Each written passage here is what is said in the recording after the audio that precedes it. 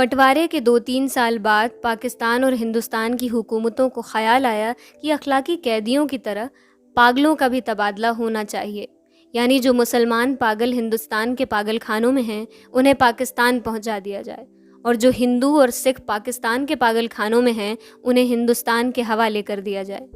मालूम नहीं ये बात माकूल थी या गैर माकूल। बहरहाल दानिशमंदों के फैसले के मुताबिक इधर उधर ऊंची सतह की कॉन्फ्रेंसें हुईं और आखिर एक दिन पागलों के तबादले के लिए मुकर्रर कर दिया गया। अच्छी तरह छानबीन की गई। वो मुसलमान पागल जिनके लवाहिकीन हिंदुस्तान में ही थे वहीं रहने दिए गए, बाकी जो थे उनको सरहद पर रवाना कर दिया गया। यहाँ पाकिस्तान में चूंकि करीब करीब तमाम हिंदू सिख जा चुके थे, इसीलिए किसी को रखने रखाने का सवाल ही नहीं पैदा हुआ। जितने हिंदू सिख पागल थे सबके सब पुलिस की हिफाजत में सरहद पर पहुंचा दिए गए। उधर का मालूम नहीं, लेकिन इधर लाहौर के पागल खानों में जब इस तबादले की खबर पहुंची तो बड़ी दिलचस्प चीमें गोइयां हुईं।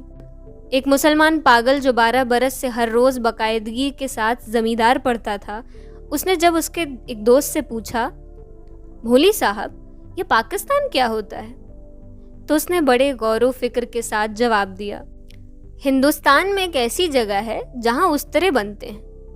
ये जवाब सुनकर उसका दोस्त मुतमईन हो गया।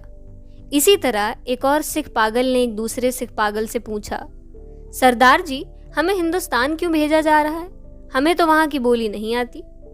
दूसरा मुस्कुराया, मुझे तो हिंदुस्तान की बोली आती है, हिंदुस्तान बड़े शैतानी आकड़ आकड़ फिरते हैं। एक मुसलमान पागल ने नहाते नहाते पाकिस्तान जिंदाबाद का नारा इस जोर से बुलंद किया कि फर्श पर फिसल कर गिरा और बेहोश हो गया। बाज पागल ऐसे थे जो पागल नहीं थे।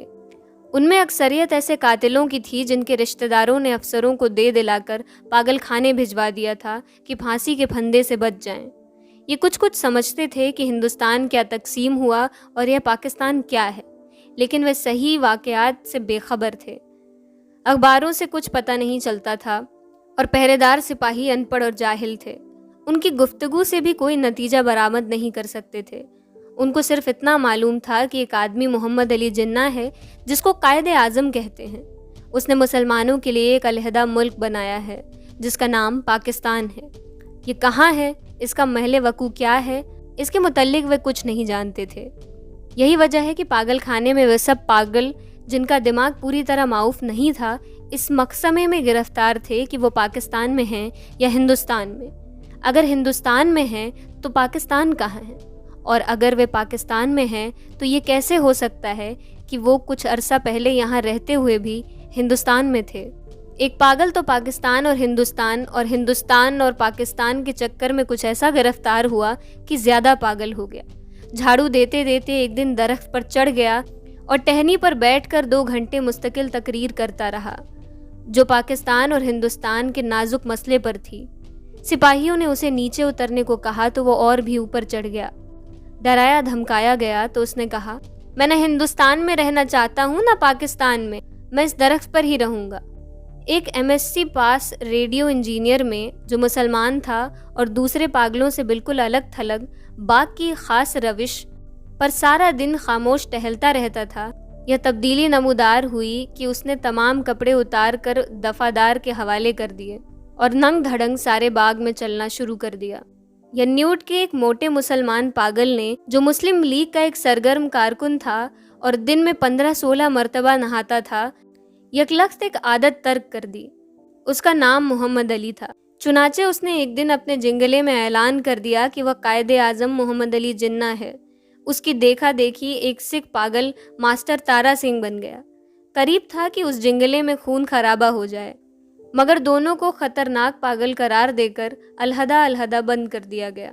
लाहौर का एक पागल हिंदू वकील था जो मोहब्बत में मुब्तला होकर पागल हो गया था। जब उसने सुना कि अमृतसर हिंदुस्तान में चला गया है तो उसे बहुत दुख हुआ। इसी शहर की एक हिंदू लड़की से उसे मोहब्बत हो गई थी। गो उसने उस वकील को ठुकरा दिया था, मगर दीवानगी की हालत में भी वह उसको नहीं भूला था। चुनाचे वह उन तमाम मुस्लिम लीडरों को गालियां देता था जिन्होंने मिल मिलाकर हिंदुस्तान के 2 टुकड़े कर दिए। उसकी महबूबा हिंदुस्तानी बन गई और वो पाकिस्तानी। जब तबादले की बात हुई तो वकील को कई पागलों ने समझाया कि वो दिल बुरा न करे। उसको हिंदुस्तान वापस भेज दिया जाएगा, उस हिंदुस्तान में जहां उसकी महबूबा रहती है। मगर वो लाहौर छोड़ना नहीं चाहता था, इस ख्याल से कि अमृतसर में उसकी प्रैक्टिस नहीं चलेगी। यूरोपियन वार्ड में 2 एंग्लो इंडियन पागल थे।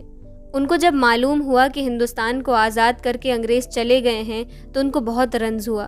वो छुप छुप कर इस मसले पर गुफ्तगू करते रहते कि पागल खाने में उनकी हैसियत क्या होगी, यूरोपियन वार्ड रहेगा या उड़ जाएगा, ब्रेकफास्ट मिलेगा या नहीं, क्या उन्हें डबल रोटी के बजाय ब्लडी इंडियन चपाती तो जहर मार नहीं करनी पड़ेगी। एक सिख था जिसको पागल खाने में दाखिल हुए 15 बरस हो चुके थे। हर वक्त उसकी जबान पर अजीबोगरीब अल्फाज सुनने में आते थे। ओपड़ी गुड़गुड़ दी एनेक्स दी बेध्याना, विमग्न दी बॉल ऑफ दी लालटेन। वो न दिन में सोता न रात में। पहरेदारों का कहना था कि वो 15 बरस के तवील अरसे में एक एक लम्हे के लिए भी नहीं सोया, लेटा भी नहीं था। अलबना किसी दीवार के साथ टेक लगा लेता था। हर वक्त खड़ा रहने से उसके पांव सूज गए थे, पिंडलियां भी फूल गई थीं। मगर इस जिस्मानी तकलीफ के बावजूद वो लेट कर आराम नहीं करता था। हिंदुस्तान, पाकिस्तान और पागलों में तबादले के मुतल्लिक जब कभी पागलों में गुफ्तगू होती थी तो वो गौर से सुनता था। कोई उससे पूछता था कि उसका क्या ख्याल है तो बड़ी संजीदगी से जवाब देता, ओपड़ी गुड़गुड़ दी एनेक्स दी बेध्याना, विमक दी वॉल ऑफ द पाकिस्तान गवर्नमेंट। लेकिन बाद में ऑफ द पाकिस्तान गवर्नमेंट की जगह of the Toba Tek Singh government ने ले ली और उसने दूसरे पागलों से पूछना शुरू किया कि टोबा टेक सिंह कहाँ है जहाँ का वो रहने वाला है। लेकिन किसी को भी नहीं मालूम था कि वो पाकिस्तान में है या हिंदुस्तान में। जो यह बताने की कोशिश करते थे वो खुद इस उलझाव में गिरफ्तार हो जाते थे कि सियालकोटा पहले हिंदुस्तान में होता था पर अब सुना है कि पाकिस्तान में है। क्या पता है कि लाहौर जो अब पाकिस्तान में है कल हिंदुस्तान में चला जाएगा या सारा हिंदुस्तान ही पाकिस्तान बन जाएगा। और यह भी कौन सीने पर हाथ रख कर कह सकता था कि हिंदुस्तान और पाकिस्तान दोनों किसी दिन सिरे से गायब नहीं हो जाएंगे। उस सिख पागल के केस छिदरे होके बहुत मुख्तसर रह गए थे। चूँकि वो बहुत कम नहाता था इसलिए दाढ़ी और बाल आपस में जम गए थे, जिसके बाइस उसकी शक्ल बड़ी भयानक हो गई थी। मगर आदमी बेजरर था। 15 बरसों में उसने किसी से झगड़ा फसाद नहीं किया था। पागल खाने में जो पुराने मुलाजिम थे वो इसके मुतल्लिक इतना जानते थे कि टोबा टेक सिंह में उसकी कई ज़मीनें थीं। अच्छा खाता पीता ज़मींदार था कि अचानक दिमाग उलट गया। उसके रिश्तेदार लोहे की मोटी मोटी जंजीरों में उसे बांध कर लाए और पागल खाने में दाखिल करा गए। महीनों में एक बार मुलाकात के लिए ये लोग आते थे और उसकी खैर खैरियत दरियाफ्त करके चले जाते थे। एक मुफ्त तक ये सिलसिला जारी रहा, पर अब पाकिस्तान हिंदुस्तान की गड़बड़ शुरू हुई तो उनका आना बंद हो गया। उसका नाम बिशन सिंह था, मगर सब उसे टोबा टेक सिंह कहते थे। उसको ये नहीं मालूम था कि दिन कौन सा है, महीना कौन सा है या कितने दिन बीत चुके हैं। लेकिन हर महीने जब उसके अजीज व अकारिब उससे मिलने के लिए आते थे तो उसे अपने आप पता चल जाता था। चुनाचे वो दफादार से कहता कि उसकी मुलाकात आ रही है। उस दिन वो अच्छी तरह नहाता, बदन पर खूब साबुन घिसता और सिर में तेल लगाकर कंघा करता। अपने कपड़े जो वो कभी इस्तेमाल नहीं करता था निकलवा के पहनता और यूं सज बन कर मिलने वालों के पास जाता। वो उससे कुछ पूछते तो वह खामोश रहता या कभी कभार ओपड़ी गुड़गुड़ दी एनेक्स दी वेध्याना, विमग्न दी वॉल ऑफ दी लालटेन कह देता। उसकी एक लड़की थी जो हर महीने एक उंगली बढ़ती बढ़ती 15 बरसों में जवान हो गई थी। बिशन सिंह उसको पहचानता ही नहीं था। वो बच्ची थी, जब भी अपने बाप को देखकर रोती थी। जवान हुई तब भी उसकी आंखों से आंसू बहते थे। पाकिस्तान और हिंदुस्तान का किस्सा शुरू हुआ तो उसने दूसरे पागलों से पूछना शुरू किया कि टोबा टेक सिंह कहाँ है। जब इत्मीनान बख्श जवाब न मिलता तो उसकी कुरेद दिन ब दिन बढ़ती गई। अब मुलाकात नहीं आती है।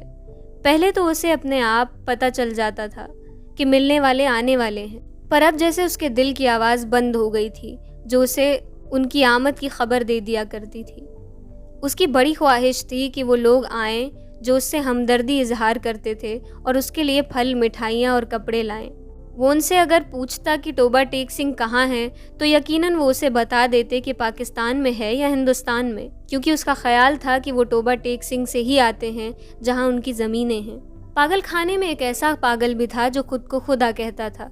उससे जब एक दिन बिशन सिंह ने पूछा कि टोबा टेक सिंह पाकिस्तान में है या हिंदुस्तान में तो उसने हब्ज़े आदत कहकहा लगाया और कहा, वो न पाकिस्तान में है न हिंदुस्तान में, इसलिए कि हमने अभी तक हुक्म नहीं लगाया। बिशन सिंह ने इस खुदा से कई मर्तबा मिन्नत समाजत से कहा कि वो हुक्म दे दे ताकि झंझट खत्म हो, मगर वो बहुत मसरूफ था, इसलिए कि उसे और बेशुमार हुक्म देने थे। एक दिन तंग आकर वह उस पर बरस पड़ा। ओपड़ी गुड़गुड़ दी एनेक्स दी बेध्याना विमक दी वॉल ऑफ वाहे गुरु जी दा खालसा वाहे गुरु जी दी फतेह, जो बोले सो निहाल सत श्री अकाल।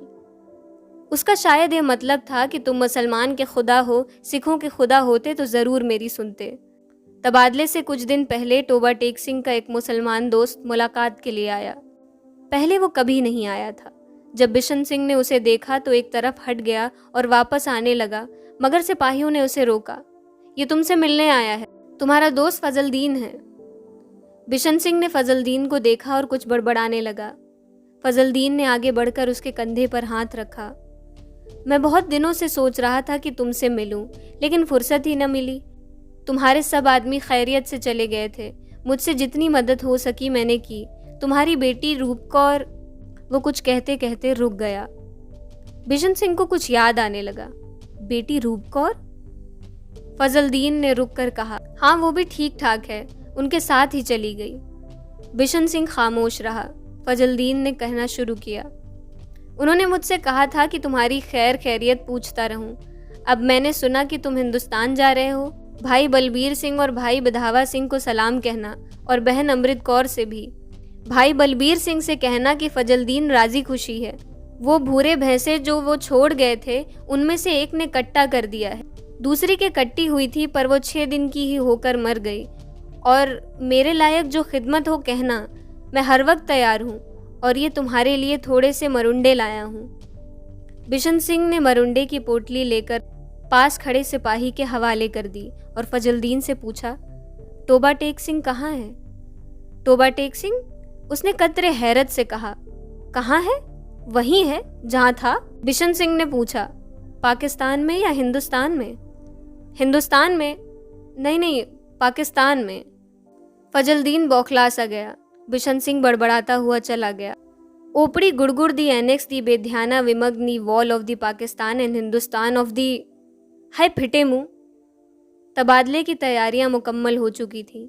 इधर से उधर और उधर से इधर आने वाले पागलों की फहरिस्तें पहुंच गई थीं। तबादले का दिन भी मुकर्रर हो गया। सख्त सर्दी थी। जब लाहौर के पागल खाने से हिंदू सिख पागलों से भरी हुई लॉरियां पाकिस्तान के मुहाफिज दस्ते के साथ रवाना हुई तो मुतल्लिक अफसर ही हमराह थे। वाघा बॉर्डर पर तरफैन के सुप्रिटेंडेंट एक दूसरे से मिले और इब्तदाई कार्रवाई ख़त्म होने के बाद तबादला शुरू हो गया, जो रात भर जारी रहा। पागलों को लॉरियों से निकाला और उनको दूसरे अफसरों के हवाले करना बड़ा कठिन काम था। बाज तो बाहर निकलते ही नहीं थे। जो निकलने पर रजामंद होते थे उनको संभालना मुश्किल हो जाता था, क्योंकि इधर उधर भाग उठते थे।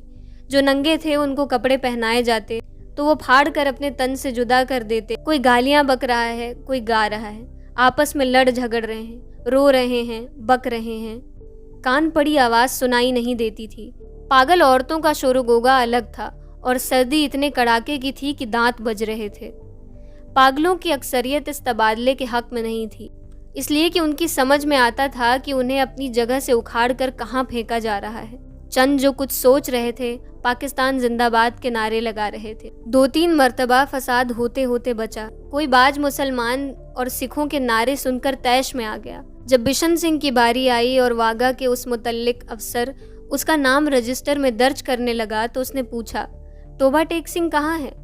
पाकिस्तान में या हिंदुस्तान में? मुतल्लिका अफसर हंसा, पाकिस्तान में। यह सुनकर बिशन सिंह उछलकर एक तरफ हटा और दौड़कर अपने बाकी मानदा साथियों के पास पहुंच गया। पाकिस्तानी सिपाहियों ने उसे पकड़ लिया और दूसरी तरफ ले जाने लगे, मगर उसने चलने से इनकार कर दिया और जोर जोर से चिल्लाने लगा, टोबा टेक सिंह कहाँ है? ओपड़ी गुड़गुड़ दी एनेक्स दी बेध्याना विमंग दी वॉल ऑफ दी टोबा टेक सिंह एंड पाकिस्तान। उसे बहुत समझाया गया कि देखो, अब टोबा टेक सिंह हिंदुस्तान में चला गया है, अगर नहीं गया तो उसे फौरन वहां भेज दिया जाएगा, मगर वो न माना। जब उसको ज़बरदस्ती दूसरी तरफ ले जाने की कोशिश की गई तो वो दरमियान में एक जगह इस अंदाज में अपनी सूजी हुई टांगों पर खड़ा हो गया जैसे अब उसे वहाँ से कोई ताकत हटा नहीं सकेगी। आदमी चूंकि बेजरर था, इसलिए उसके मजीद ज़बरदस्ती न की गई। उसको वहीं खड़ा रहने दिया गया और बाकी काम होता रहा। सूरज निकलने से पहले साकित व सागिन बिशन सिंह के हलक से एक फलक शगाफ चीख निकली। इधर उधर से कई अफसर दौड़ आए और देखा कि वो आदमी जो 15 बरस तक दिन रात अपनी टांगों पर खड़ा रहा, औंधे मुंह लेटा था। उधर खारदार तारों के पीछे हिंदुस्तान था, इधर वैसे ही तारों के पीछे पाकिस्तान। दरमियान में ज़मीन के इस टुकड़े पर, जिसका कोई नाम नहीं था, तोबा टेक सिंह पड़ा था।